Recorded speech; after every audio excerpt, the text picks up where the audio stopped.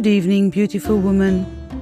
Welcome to Isaiah's Inspiring Evenings, a podcast full of goddess stories, witches' secrets, colors of women and fairy seasons to integrate serenity, abundance, joy, and magic into your life. This is episode 16, Gaia, a story of empowerment, creating your own destiny, and grounding.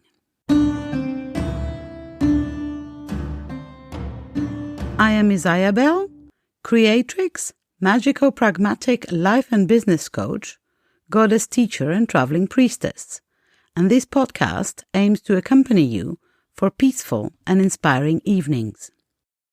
Isaiah's Inspiring Evenings is a podcast published every week on Saturdays, and you will find more info and the references I am talking about on the website isaiahbell.com.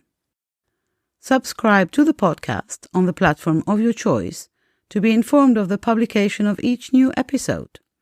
If you like this podcast, you can support it by leaving stars, blue thumbs, and reviews on whatever platform you listen to me. Once upon a time, long before the Olympus ever existed, there was eternal chaos. Nothingness.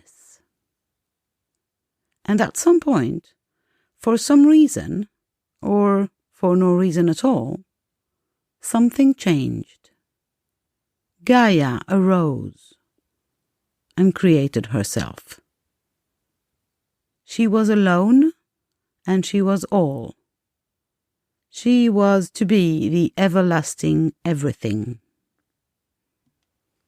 And so she was.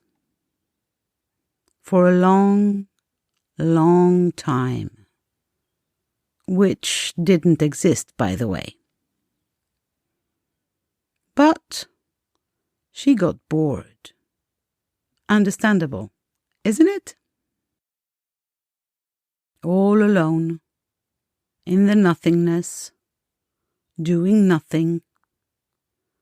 As we all know, idleness is the mother of all vices, and thus we should not be surprised by what happened next. She started thinking, as women do. She could devise anything. So she decided to give birth to some companionship. She then created Uranos, an equal, a blanket to envelop her, keep her company, and mate with her. He is the sky around her earth, the blue around her brown. He was her sun. Then he became her husband. Yes, this is Greek mythology for you. These people did have weird traditions. Together they created all the rest. Everything. And then they rested and watched the gods, the mortals, play and fail or succeed. And they have been ever since, swirling in the universe as the primeval couple, the Alpha and Omega of creation. But Gaia came first. Out of her own womb of chaos and life she emerged, and anything else after her. Gaia is the ancestral mother of all life. Gaia is the mother to all gods, titans and monsters, creatures and humans. Gaia is our mother. Gaia is our grandmother. Gaia is the center of creation. Gaia is the earth, the personification of the planet. Gaia is the womb and the breast of life. Gaia created harmonious beauty on earth and all around. But we must remember that she was the first, and that we don't know. Maybe she will get bored again, as some wives do after so many years of marriage. Maybe she will start creating again, out of thin air. Something new, something different, something lovely, or something that might want to kill us. But she can also bring back the original chaos and make all disappear in the wink of an eye. She was the beginning. She could be the end. Maybe some caution should be mandatory when addressing Gaia. Some respect, at least. Gaia has been worshipped for millenniums under 1,000 names and more. I just call her Gaia.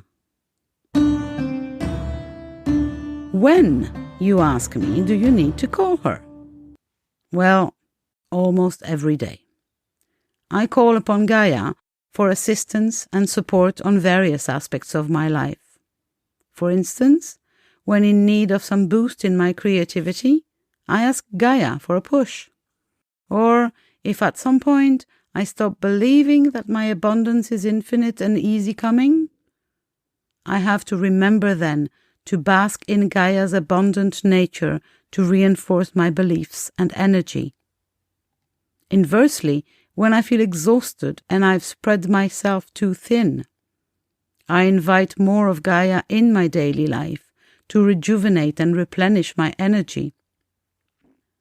And I try to keep in mind that I, unlike Gaia, am not all-powerful, and that I do need to take care of myself.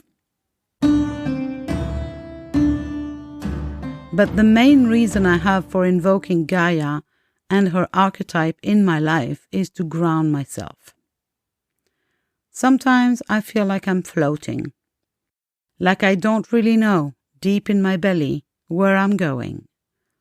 Like the choices are made without me actually making them. Like life is happening to me. Whenever I find myself feeling something is missing from my life, experiencing lack in any form, I know I am literally disconnected from Gaia, the source of all abundance.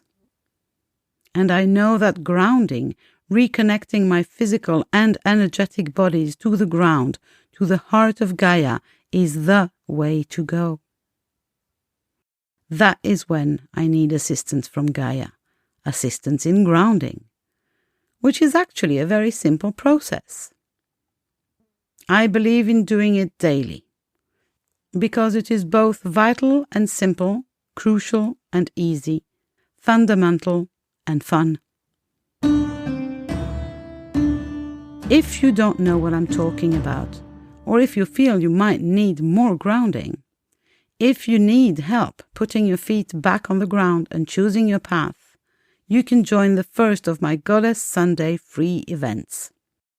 The first goddess you get to meet is Gaia on March the 14th. Meet Gaia, spend the day with her, and experience how much strength and love she has available for you. You need to sign up though, even if you are already on my list. So do so by clicking on the link in the description of the podcast. Every month, you get invited to another Goddess Sunday. You get to meet a different goddess and attune to her archetype. You get to take a whole day for yourself, for the goddess in you. Give yourself the gift of a day of self-care and self-love in the comfort of your own home or garden or the nearest beach or forest. In the morning, I'll send you a PDF full of ideas, fairies rituals, music, witches colors, fun facts, journaling prompts, goddess secrets, and seasonal magic, and maybe more. And suggestions on how to delight in your Goddess Sunday. In the evening, 7:30 p.m. UK time, we meet live on Zoom, and after a cozy discussion and maybe some goddess stories, we end the day with a powerful goddess invocation to call upon the archetype's energy in your life anchor the vibration into your energetic body and prepare you for a peaceful sleep.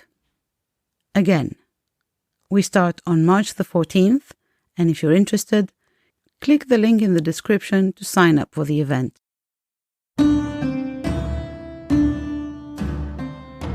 That's it for this episode. The next one is still in creation.